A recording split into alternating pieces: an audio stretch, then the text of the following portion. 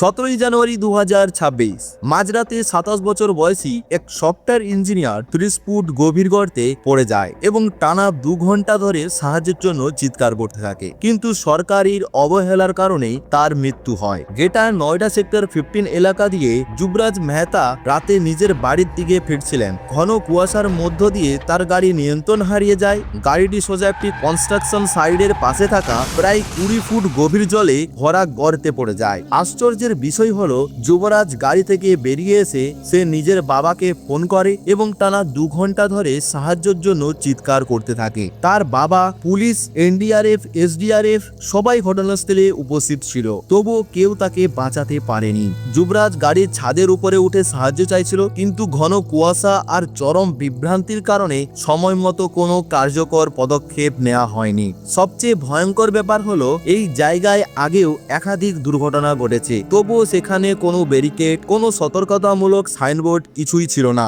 এই ঘটনার পর নয়ডা অথরিটির বিরুদ্ধে এফআইআর করা হয়েছে। এটা শুধু একটা দুর্ঘটনা নয়, এটা একটা খাঁটি অবহেলা।